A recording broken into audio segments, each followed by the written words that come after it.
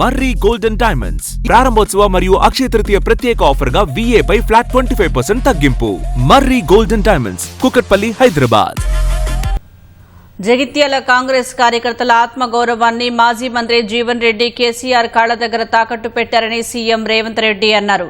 40 ఏళ్ల పాటు తన కోసం పనిచేసిన కార్యకర్తలను జీవన్ రెడ్డి మోసం చేశారని ఆరోపించారు. ఆయన కుటుంబ సభ్యుల రాజకీయ భవిష్యత్తుకు గ్యారంటీ ఇచ్చిన మొండిపట్టుతో పార్టీని వీడారన్నారు. వ్యక్తి కంటే పార్టీయే ముఖ్యమన్న రేవంత్ త్వరలోనే జగిత్యాలకు వస్తారని తెలిపారు. హైదరాబాద్ జూబ్లీహిల్స్లోని తన నివాసంలో సీఎం రేవంత్ రెడ్డి జగిత్యాల నియోజకవర్గ ముఖ్య నాయకులతో సమావేశమయ్యారు. దాదాపు 2 గంటల పాటు సాగిన ఈ సమావేశంలో జీవన్ రెడ్డి కాంగ్రెస్ ను వీడి బీఆర్ఎస్ లో చేరేందుకు సిద్దమైన తర్వాత పరిస్థితుల్ని అడిగి తెలుసుకున్నారు. కాంగ్రెస్ పార్టీ ఎన్నడూ జీవన్ రెడ్డిని తక్కువ చేసి చూడలేదని, ఆయన మర్యాదను తగ్గించేలా మాట్లాడలేదని సీఎం స్పష్టం చేశారు. జీవన్ రెడ్డి 4 దశాబ్దాల పాటు కాంగ్రెస్ లో పనిచేశారని, ఆయన వయస్సుకు విధేయతకు భంగం కలిగించేలా ఎవరూ వ్యవహరించలేదన్నారు. 2023 ఎన్నికల్లో జీవన్ రెడ్డి గెలుపు కోసం అంతా కష్టపడ్డామన్న రేవంత్ 2024 లోక్సభ ఎన్నికల్లో కరీంనగర్ నుంచి పోటీ చేయాలని కోరినట్లు వివరించారు.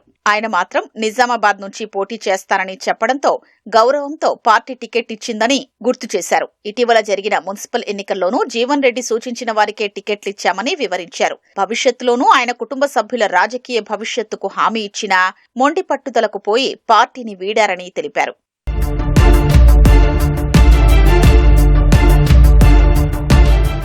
జీవన్ రెడ్డికి కాంగ్రెస్ 9 సార్లు టికెట్ ఇస్తే 5 సార్లు ఎమ్మెల్యేగా గెలిచి మంత్రిగా, ఎమ్మెల్సీగా కూడా పనిచేశారని గుర్తు చేశారు.